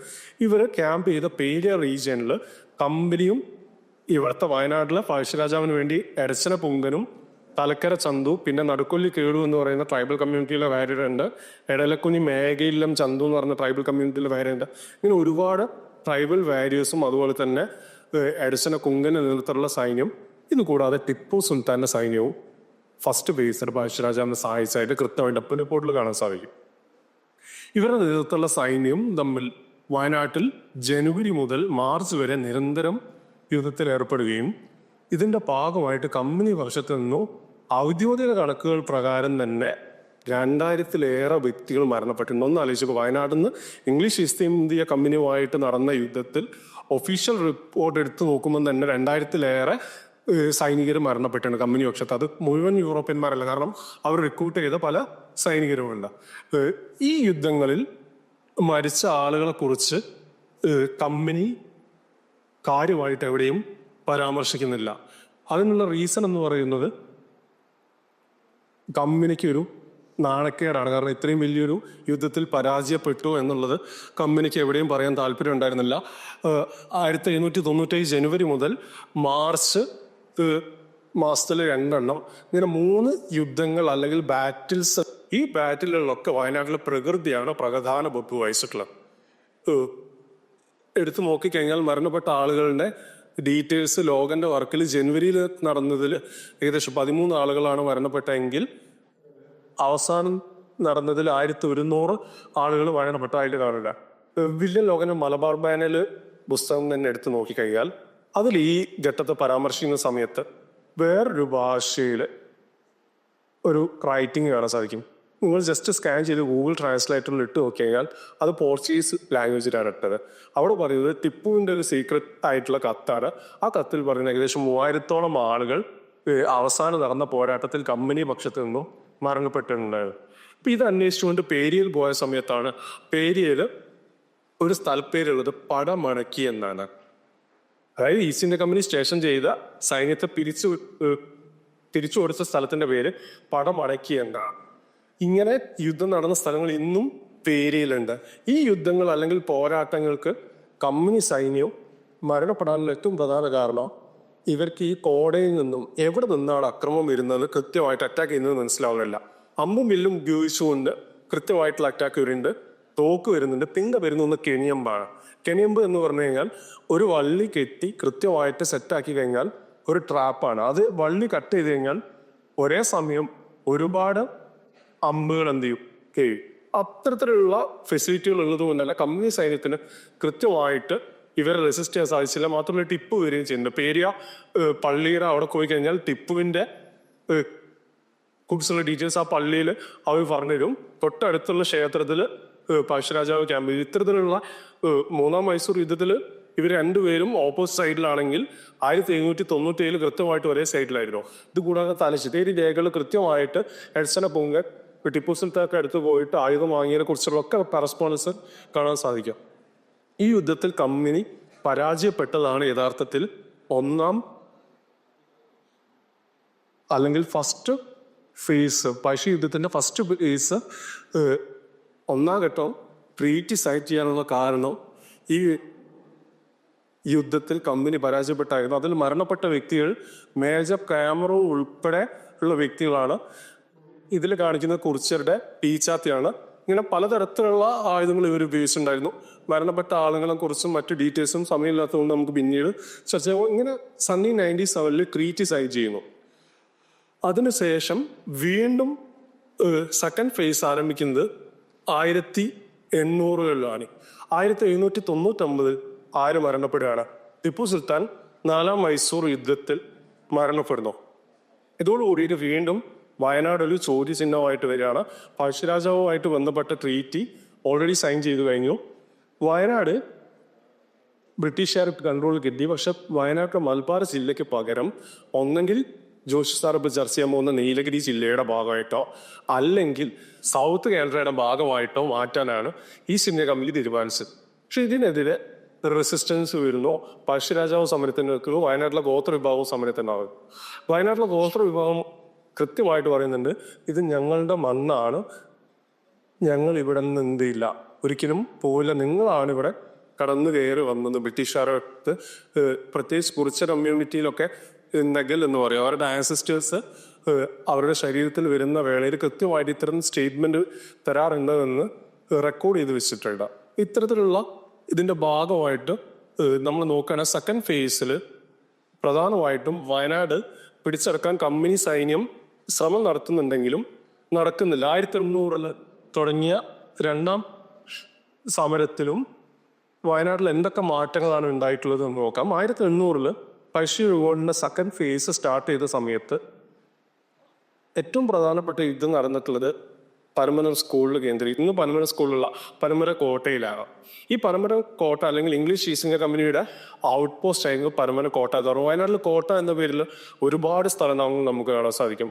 കുറുമ്പാലക്കോട്ട, പാക്കം കോട്ട, പരമരം കോട്ട, തൊണ്ടർകോട്ട, ഇങ്ങനെ കുറെ കോട്ടകളുണ്ട്. ഈ കോട്ടകൾ യഥാർത്ഥത്തിൽ KN കുറുപ്പ് സാർ പറയുന്നത് ടിപ്പു സുൽത്താൻ ഉണ്ടാക്കിയ ഒരു ടെമ്പററി ആയിട്ടുള്ള യുദ്ധത്തിന് വേണ്ടി ഉണ്ടാക്കിയുള്ള ഒരു സ്പേസുകളായിട്ടാണ് പറഞ്ഞത്. പക്ഷെ അതിനു മുമ്പ് തന്നെ മുൾക്കുറുമ കമ്മ്യൂണിറ്റി അവരുടെ സെറ്റിൽമെന്റിനോ അല്ലെങ്കിൽ മറ്റു പർപ്പസിനോ ഉപയോഗിച്ച സ്ഥലങ്ങളാണ് യഥാർത്ഥത്തിൽ ഈ കോട്ടകളൊക്കെ.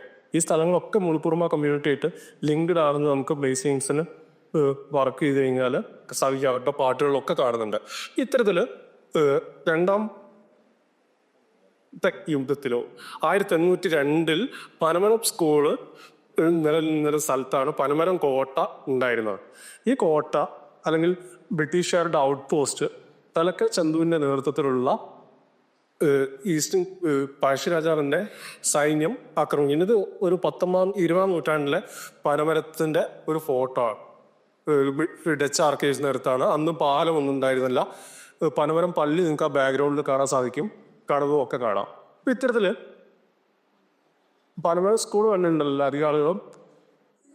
പനമരം കോട്ട ആക്രമിക്കുന്ന 1802 ഒക്ടോബർ 11 എന്ന് പറയുന്നത് ഫുൾ മൂൺ ഡേ ആണ്. അറ്റാക്ക് ചെയ്ത ആളുകൾ എവിടെ നിന്നായിരിക്കും വന്നിട്ടുണ്ടാവുക? അവിടെയാണ് വീണ്ടും എൻവയോൺമെന്റ് പ്രധാന പങ്ക് വഹിക്കുന്നത്. കുറുമ്പാലക്കോന്ന് പോയിട്ടുണ്ടോ? കുറെ ആളുകൾ പോയിട്ടുണ്ട്. വയനാട്ടിലെ പ്രധാനപ്പെട്ട ടൂറിസ്റ്റ് സൈറ്റുകളൊന്നാണ് കുറുമ്പാലക്കോട്ട എന്ന് പറയുന്നത്. ഈ കുറുമ്പാലക്കോട്ടയായിരുന്നു അക്രമത്തിന് അല്ലെങ്കിൽ പഴശ്ശി സമരത്തിന്റെ സമയത്ത് പ്രധാന ഹൈഡ് ഔട്ട്സ് ആയിട്ട് കുറിച്യ കമ്മ്യൂണിറ്റിയും മറ്റു ആളുകളും ഉപയോഗിച്ച ഒരു റീജിയൻ എന്ന് പറയുന്നത് കുറുമ്പാലക്കോട്ടയാണ്. ഇവിടെ നിന്നുമാണ് ഇവർ വന്നതെന്ന് ഓൾഡ് ട്രഡീഷനിൽ പറയേണ്ടത്. കാരണം പനമരം പുഴയുടെ തീരത്തുകൂടെ നടന്നാൽ മാത്രം മതി എവിടേക്ക് എത്താൻ, കൃത്യമായിട്ട് പനമരത്തേക്ക് എത്താൻ. കുറുമ്പാലക്കോട്ട വിളമ്പുവണ്ണം വഴി കൃത്യമായിട്ട് പനമരത്തെത്താം. അക്രമത്തിൽ അവിടെ ഉണ്ടായിരുന്ന ക്യാപ്റ്റൻ ഡിക്കൻസൺ, ലെഫ്റ്റനന്റ് മാക്സ്വൽ ഉൾപ്പെടെയുള്ള എല്ലാവരും മരണപ്പെടുകയും ചെയ്തു. അത്തരത്തിൽ വലിയൊരു ആക്രമണമാണ് പനമരം കോട്ടയിൽ നടന്നത്. അതിനുശേഷം പുൽപ്പള്ളി സീതാദേവി ക്ഷേത്രത്തിൽ പോവുക, അവിടെ നിന്ന് പുൽപ്പള്ളിയിൽ ഡിക്ലറേഷൻ നടത്തുന്നു. പിന്നീട് വെള്ളിയൂർക്കാവ് വന്നു. വയനാട് കംപ്ലീറ്റ് പഴശ്ശിയുടെയും സംഘത്തിന്റെയും കൺട്രോൾ ആവുകയും ഈസ്റ്റ് ഇന്ത്യ കമ്പനിയുടെ റെക്കോർഡിൽ പറയുന്നത് വയനാട്ടിൽ കമ്പനിയുടെ ഒരൊറ്റ സൈനികൻ പോലും ഇല്ല എന്ന് മാത്രമല്ല, വയനാട്ടിലേക്കുള്ള എല്ലാ ചുരങ്ങളും താമരശ്ശേരി, പേരിയ, പാൽച്ചുരം, ഏലച്ചുരം എന്ന് പറയുന്നത് ഇന്ന് തൊണ്ടർനാട്ടിൽ കുഞ്ഞോത്ത് നിന്നും കൊങ്കിസ്രായ താഴോട്ടുള്ള ചുരമാണ്. ഏറ്റവും എളുപ്പത്തിലുള്ള ചുരമായിരുന്നു വയനാട്ടിൽ നിന്ന് കൂറ്റാടിയായിട്ട് കണക്ട് നിന്ന് അത് മരമാണ്. ലോഗൻ മലബാർ മാനുവലിൽ വയനാട്ടിലേക്ക് നന്നായിട്ട് പറയപ്പെടുന്ന ഈ ചുരത്തിലൂടെയാണ്, റോൾസ് മോർഗൻ. അപ്പം ഈ ചുരങ്ങളൊക്കെ ഐശ്വര്യ സംഘത്തിൻ്റെ കൺട്രോൾ ആയതോടുകൂടി പിന്നീട് വയനാട്ടിൽ എന്താണ് നടക്കുന്നതെന്ന് കൃത്യമായിട്ട് ആർക്ക് ഈസ്റ്റ് ഇന്ത്യ കമ്പനിക്ക് മനസ്സിലായിട്ടില്ല. 1992 കൂടിയിട്ട് വയനാട് പൂർണ്ണമായിട്ടും ഐശ്വര്യയും സംഘത്തിൻ്റെയും കൺട്രോൾ ചെയ്യുക. അതിനർത്ഥം ഇവിടുത്തെ തദ്ദേശീയ ജനത തന്നെയായിരുന്നു അവരുപയോഗിച്ച വെപ്പൺസും മറ്റും കൃത്യമായിട്ട് ഈസ്റ്റ് ഇന്ത്യ കമ്പനിക്ക് വലിയൊരു പ്രശ്നം സൃഷ്ടിച്ചിട്ടുണ്ട്. പനവരം കോട്ട ആക്രമിച്ചത്. അത് കഴിഞ്ഞ് 1994 ഈ ഒരു സമരത്തിന്റെ വലിയൊരു ഷിഫ്റ്റ് വരുന്നത്. തോമസ് ഹാർവേ ബാബർ അല്ലെങ്കിൽ Hervey Baber, T H. Baber north Malabar sub കളക്ടറായിട്ട് ഇനീഷ്യലി ചാർജ് എടുക്കുകയും ബാബറിന്റെ ചാർജ് എടുത്തതിന് ശേഷം ബാബർ നടത്തിയ പല ഇടപെടലിന്റെ ഫലമായിട്ടാണ് സമരം എന്ത് ചെയ്യുന്നത് കൂടുതൽ സങ്കീർണമാവുക അല്ലെങ്കിൽ സമരം അടിച്ചമർത്താനോ സാധിക്കുക. സമരത്തിന്റെ രണ്ടാം ഘട്ടത്തിലും വയനാട്ടിലെ ലാൻഡ്സ്കേപ്പും ബാബർ ചാർജ് എടുക്കാനുള്ള റീസൺ എന്തായിരുന്നു ആക്കെ അറിയാം. വയനാടിന്റെ ചാർജ് ഉണ്ടായിരുന്ന ഓഫീസർ 4-മോ 5-മോ മലമ്പനി പിടിവിട്ട് വീണ്ടും ചികിത്സയിലായി മരിക്കോ ഇല്ലേ എന്നുള്ളൊരു ആശങ്ക ഉള്ളതുകൊണ്ട് ആളെ മാറ്റിയിട്ടാണ് തിരിച്ചാരും വരുന്നത് ടി.എച്ച്. ബാബർ. അപ്പൊ ഈ മലമ്പനി തന്നെയായിരുന്നു ഉദ്യോഗസ്ഥർക്ക് പ്രശ്നമായിട്ട് നേരിട്ടുണ്ടായിരുന്നത്. ബാബർ വന്നതോടുകൂടിയിട്ട് ബാബർ കൃത്യമായിട്ട് പലതരത്തിലുള്ള സ്റ്റെപ്പുകൾ എടുക്കുന്നുണ്ട്. ആദ്യം ചെയ്തത് ഇവിടെ റൂട്ട് മാർച്ച് നടത്തി ജനങ്ങളെ ഭയപ്പെടുത്താനുള്ള ശ്രമം നടത്തി. രണ്ടാമതായിട്ട് ചാരന്മാരെ റിക്രൂട്ട് ചെയ്യുമോ. ഈ ചാരന്മാരെ റിക്രൂട്ട് ചെയ്യുന്ന പ്രവൃത്തി ബ്രിട്ടീഷുകാർ ആദ്യം മുതലേ തുടങ്ങിയിട്ടുണ്ടായിരുന്നു. 1797 നേരത്തെ പറഞ്ഞ പേര് യുദ്ധം കഴിഞ്ഞതുപാടെ ഒരു ബോംബെ ആർക്കൈവ്സിൽ ഒരു റെക്കോർഡിൽ പറയുന്നത് ഇവർക്ക് ഇവിടെ ഉള്ള ആളെന്ന് ഒരാളെ വിശ്വാസമല്ല, കാരണം ഡബിൾ ഏജന്റ് ആണോ എന്നുള്ള ഒരു സംശയം ഉണ്ടായിരുന്നു. ചാരന്മാർ റിക്രൂട്ട് ചെയ്യും, പക്ഷെ അവർ ചിലപ്പോൾ ഒരു ഘട്ടത്തിൽ പഴശ്ശിരാജാവിന്റെ സത്യത്തിലേക്ക് കൂറുമാറിയതായിട്ട് നിരവധി റെക്കോർഡുകൾ നമുക്ക് കാണാൻ സാധിക്കും. പക്ഷെ അവസാനം നല്ല വില കൊടുത്ത് ട്രൈബൽ കമ്മ്യൂണിറ്റിന്ന് ഉൾപ്പെടെ ചാരന്മാരെ ആര് റിക്രൂട്ട് ചെയ്തു? ടി.എച്ച്. ബാബർ റിക്രൂട്ട് ചെയ്തു. അതുകൂടാതെ കോൽക്കാരന്മാരിൽ വയനാട്ടിലെ ജനങ്ങളെ ഉൾപ്പെടുത്താൻ ചെയ്യുന്നത്. ഇത്തരത്തിലുള്ള ശ്രമത്തിന്റെ ഭാഗമായിട്ട് വയനാട്ടിലെ ഗോത്ര വിഭാഗത്തെ ഉൾപ്പെടെ കമ്പനി സൈന്യത്തിൽ ഉൾപ്പെടുത്തിയോട് കൂടിയിട്ട് ഇവരെവിടെയാണ് ക്യാമ്പ് ചെയ്തതെന്ന് കൃത്യമായിട്ട് ഇവർക്ക് ട്രേസ് ചെയ്യാൻ സാധിക്കുന്നുണ്ട്. അതിനു മുമ്പ് ഇത്തരത്തിലുള്ളൊരു ശ്രമം നടന്നിട്ടേ ഇല്ല. പനമര കോട്ട ആക്രമിച്ചതിന് ശേഷം പിന്നീടുള്ള 2 വർഷത്തിൽ തൊണ്ടർ ചാത്തു എന്ന് പറഞ്ഞ തൊണ്ടർനാടിൽ നിന്ന് വിക്കിയാണ് കമ്പനിക്ക് ഓലകൾ അയച്ചിട്ടുണ്ടായിരുന്നത്. ഇവരുടെ ലൊക്കേഷൻ ഇതാണെന്ന് പറഞ്ഞ പോലെ. പക്ഷെ പിന്നീട് തൊണ്ടർ ചാത്തും വസൂരി പിടിവിട്ട് മരണപ്പെടുകയാണ് ചെയ്യുന്നത്. അതിനും രസകരമായിട്ട് നിങ്ങൾക്ക് വർക്ക് ചെയ്യാൻ പറ്റിയൊരു ഏരിയ. അതിൽ പറയുന്നത് പഴശ്ശിരാജാവും സംഘവും ആഭിചാരം നടത്തിയത് കൊണ്ടാണ് വസൂരി വന്നതെന്നാണ് തലശ്ശേരി രേഖകളിൽ ഒരു പരാതി കമ്പനിയുടെ അടുത്ത് പറയുന്നത്. അപ്പൊ അതിനെതിരെ നടപടി എടുക്കണം എന്നൊക്കെ പറയുന്നുണ്ട്. അപ്പൊ ഇത്രയും ഇൻട്രസ്റ്റിംഗ് ആയിട്ടുള്ള പല ഏരിയകളോട്ട് ഇവിടെ ടി.എച്ച്. ബാബർ നടത്തിയ ഇടപെടലിന്റെ ഫലമായിട്ട് ആദ്യം പിടികൂടുന്ന വ്യക്തി തലക്കൽ ചന്തു അഥവാ തലക്കര ചന്തുവാണ്. തലക്കര ചന്തുവിനെ പനമരം കോട്ട ആക്രമണത്തിലെ പ്രധാന വ്യക്തി ആയതുകൊണ്ട് തന്നെ തലക്കര ചന്തുവിനെയാണ് ആദ്യം പിടികൂടുന്നത്. തലക്കര ചന്തുവിനെ പിടികൂടുന്നത് ലോകന്റെ മാനുവൽ കൃത്യമായിട്ട് പറയുന്നുണ്ട്. ഓറൽ ട്രഡീഷനും ഇതും ചർച്ച ചെയ്യുന്നുണ്ട്. പക്ഷെ സമയത്തിന്റെ ഒരു പ്രശ്നം ഉള്ളതുകൊണ്ട് കൂടുതൽ പോകുന്നില്ല. ചന്തു തൊണ്ടനാടിലെ വീട്ടിൽ വെച്ച് പിടികൂടുന്നു. ചന്തുവിന്റെ തോക്ക് കൃത്യമായിട്ട് ഉപയോഗിക്കാൻ സാധിച്ചില്ല എന്നാണ് ആര് പറയുന്നത്? ലോകൻ റിപ്പോർട്ടിൽ പറയുന്നത്. ഓറൽ ട്രഡീഷൻ പ്രകാരം ചന്തുവിന്റെ ഭാര്യ അല്ലെങ്കിൽ അവരുടെ കമ്മ്യൂണിറ്റി ലീഡറിന്റെ നിർദ്ദേശപ്രകാരം തോക്കിൽ വെള്ളം ഒഴിച്ചു എന്നാണ് പറയുന്നത്. അതുകൊണ്ടാണ് ഗൺ പൗഡർ, നിങ്ങൾ ആട് സിനിമ ഒക്കെ കണ്ടിട്ടുണ്ടാവില്ല അല്ലെ, അതിൽ മഴ പെയ്തതോടുകൂടിയിട്ട് എന്തില്ല, ഗണ്ണ് ഫയർ ചെയ്യുന്നില്ല. ഇപ്പൊ ഈ വെടിമരുന്ന് വർക്ക് ചെയ്യണമെങ്കിൽ വെള്ളം നിന്ന് പിന്നെ ഗൺ പൗഡർ വർക്ക് ചെയ്യല്ലോ. അന്നത്തെ കാലഘട്ടത്തിൽ ഗൺ അല്ലെങ്കിൽ ആംസ് ആൻഡ് അമ്യൂണിഷൻസിനെ കുറിച്ച് പഠിക്കേണ്ട ആവശ്യമില്ല. അപ്പൊ ഇത്തരത്തില് ഈ ഗൺ ഫയർ ചെയ്തില്ല. പിന്നെ അമ്മുവില്ല് മാറ്റിയിരുന്നു. കുറിച്ചൊരു കൊടുമ ഉണ്ടായിരുന്നു. ഈ കൊടുമയുടെ ഉള്ളിൽ ചെറിയൊരു കത്തി വെച്ചിരുന്നു. ആ കത്തി ഉപയോഗിച്ചുകൊണ്ട് പൊത്തി എന്നാണ് പറയുന്നത്. പക്ഷെ ഒരു കോൽക്കാരനെ മാത്രമേ എന്ത് ചെയ്യാൻ പറ്റുള്ളൂ, ഓവർടേക്കാൻ സാധിച്ചുള്ളൂ. ബാക്കിയുള്ളവർ അതിയുക്തമായിട്ട് ചന്തുവിനെ പിടികൂടുകയും പനമര കോട്ടയിലേക്ക് കൊണ്ടുവരികയും ചെയ്യുമോ. ഇവിടെ കോളനിസം സിവിലൈസിംഗ് മിഷൻ അല്ലെങ്കിൽ ഞങ്ങൾ പരിഷ്കൃതരാണ്, പരിഷ്കൃതമായ ശിക്ഷാ സമ്പ്രദായമാണ് നടപ്പിലാക്കിയത് എന്ന് പറയുന്ന ഇംഗ്ലീഷ് ഈസ്റ്റ് ഇന്ത്യ കമ്പനി എങ്ങനെയാണ് ഒരു അൺസിവിലൈസ്ഡ് അല്ലെങ്കിൽ ബാർബറിക് ആയിരുന്നതെന്ന് കൃത്യമായിട്ട് നമുക്ക് ചന്തുവിന്റെ പണിഷ്മെന്റ് നോക്കിയാൽ മനസ്സിലാക്കാൻ സാധിക്കും. അച്ചത്തിന് എന്താ സംഭവിക്കുക? സിനിമയിൽ തുബുക്കിലേറ്റാണ് ചെയ്യുന്നത്. യഥാർത്ഥത്തിൽ ഓറൽ ട്രഡീഷൻ വയനാട്ടിലെ ഏത് ഭാഗത്ത് പോയിട്ട് ട്രൈബൽ കമ്മ്യൂണിറ്റിയുടെ അടുത്ത് ചോദിച്ചു കഴിഞ്ഞാലും അവർ കൃത്യമായിട്ട് പറയും. കുറിച്ച കമ്മ്യൂണിറ്റി മാത്രമല്ല, പനവൽക്കൻ്റെ അടുത്തുള്ള റാവുത കമ്മ്യൂണിറ്റിയാണ്, ബാക്കി കമ്മ്യൂണിറ്റികളൊക്കെ പറയുന്നത് തല വെട്ടിയെന്ന്. തല വെട്ടിയതിനാൽ കമ്പനി റെക്കോർഡിൽ നിന്ന് എന്ത് ചെയ്യാൻ പറ്റില്ല, എഴുതി വെക്കാൻ പറ്റില്ല. കാരണം ബ്രിട്ടീഷുകാർ എന്താണ്, ഒരു സിവിലൈസ്ഡ് ആയിട്ടുള്ള സംഭവമാണ്, ഞങ്ങൾ ഒരാളുടെ തല വെട്ടിയെന്ന് രേഖയെ ബ്രിട്ടീഷുകാർക്ക് എഴുതി വെക്കാൻ പറ്റില്ലല്ലോ. അതുകൊണ്ട് ചന്തു എങ്ങനെയാണ് മരണപ്പെട്ടതെന്ന് ലോഗൻ റിപ്പോർട്ടിലോ മറ്റു റിപ്പോർട്ടിലോ അല്ല. അതുപോലെ തന്നെ അതിനു മുമ്പും ഇത്തരം ശിക്ഷ നടപ്പിലാക്കിയതായിട്ട് കണ്ണോത്ത് നമ്പ്യാരെ മകനെയും തല വെട്ടിയതായിട്ട് റിപ്പോർട്ടിക്കലി നമുക്ക് കാണാൻ സാധിക്കും. ഇത് കൂടാതെ ഇവരെ പഴശ്ശിരാജാവിലെ സംഘത്തിനെ സഹായിച്ച ഉണ്ണിമൂത്ത മൂപ്പൻ അത്തം കുരുപ്പൻ ചെമ്പൻ പോക്കർ, ഇതിന് ചെമ്പൻ പോക്കറുടെയും തല വെട്ടിയാണ് ഫീൽഡ് വർക്കിന്റെ ഭാഗമായിട്ട് മനസ്സിലാക്കാൻ സാധിച്ചത്. ചന്തുവിന് ഇത്തരം PhD സമയത്ത് ഫീൽഡ് വർക്കിന്റെ ഭാഗമായിട്ടാണ് ഈ ഒരു വിവരം കിട്ടുന്നത്. പനമന സ്കൂളിന്റെ അടുത്തുള്ള ഈ കോടിമല ചുവട്ടിൽ വെച്ചാണ് മനം പിന്നീടുണ്ടായതാവാം. ഇവിടെ വെച്ചാണ് ചന്തുവിനെ BEd ചെയ്തത്. ഡേവിഡ് അർണോൾഡ് അദ്ദേഹത്തിന്റെ വർക്കിൽ സബാർട്ടൻ സ്റ്റഡീസിൽ പ്രധാനപ്പെട്ട ഒരു ഓർണായിട്ടുള്ള ഡേവിഡ് അർണോൾഡ് അദ്ദേഹത്തിന്റെ വർക്കിൽ കൃത്യമായിട്ട് പറയുന്നുണ്ട്, ബ്രിട്ടീഷ് സ്റ്റേറ്റ് അവരുടെ പൊളിറ്റിക്കൽ ഒപ്പണൻസിനെതിരെ മധ്യകാലഘട്ടത്തിലെ രാജാക്കന്മാരെക്കാൾ ക്രൂരമായിട്ടുള്ള അല്ലെങ്കിൽ ബാർബേറിക് ആയിട്ടുള്ള പണിഷ്മെന്റ്സ് ആണ് നടപ്പിലാക്കിയിരുന്നത്. ചന്തുവിന്റെ കേസിലോ അല്ലെങ്കിൽ വയനാട്ടിലെ ഗോത്ര സമൂഹത്തിനോ അല്ലെങ്കിൽ മലബാറിലെ മറ്റ് പൊളിറ്റിക്കൽ റെസിസ്റ്റൻസ് നടത്തിയ ആളുകൾക്ക് ഇത്തരത്തിലുള്ള ശിക്ഷാ സമ്പ്രദായം തന്നെ ആയാലും സ്റ്റേറ്റ് നടപ്പിലാക്കിയപ്പോൾ ചന്തുവിനെ കുറിച്ച് കൂടുതലായിട്ടുള്ള പഠനങ്ങൾ ഇനിയും നമുക്ക് ചെയ്യാൻ പറ്റിയ ഒരുപാട് ഏരിയകൾ ബാക്കി കിടക്കുന്നുണ്ട്. ചന്തുവിന്റെ വധത്തോടുകൂടി സമരം ഏറെക്കുറെ അവസാനിച്ചു. നമ്മൾ ഡിസ്കസ് ചെയ്ത ഡിബേറ്റ് ഹാങ് ചെയ്യാണോ അല്ലെങ്കിൽ ബിഹെഡ് ചെയ്യാണോ എന്നുള്ള ഒരു ഡിബേറ്റ് ഉണ്ട്. ഇനി പഴശ്ശിരാജാവിന്റെ മരണത്തിലേക്ക് വരികയാണെങ്കിൽ രാജാവിന്റെ ലൊക്കേഷനും കൃത്യമായിട്ട് ട്രേസ് ചെയ്യുകയും പുൽപ്പള്ളിക്ക് അടുത്ത് വെച്ച് രാജാവിനെയും 1805 നവംബർ മാസം വെടിവെച്ച് വന്നതായിട്ടാണ് TS ബാബർ പറയുന്നത്. കണാരമേനോൻ വെടിവെച്ച് കൊന്നു എന്നാണ് പറയുന്നത്. രാജാവിനെ ഒരു വേറെ ഇൻട്രസ്റ്റിംഗ് ആയിട്ടുള്ള ഫീച്ചർ എന്താണെന്ന് പറഞ്ഞാൽ രാജാവിന്റെ കൈവശം ഒരു കൈത്തോക്കുണ്ടായിരുന്നു. തോക്കിന്റെ പേര് ഞാൻ എക്സാക്ട്ലി മറന്നു. ഈ തോക്ക് യഥാർത്ഥത്തിൽ 1797 പേര് എഴുതിയതിന്റെ സമയത്ത് ആരുടെ കൈവശം ഉണ്ടായതാണ്? ലെഫ്റ്റനന്റ് കാമറൂണിന്റെ കൈവശം ഉണ്ടായതാണെന്ന് പറയുന്നു.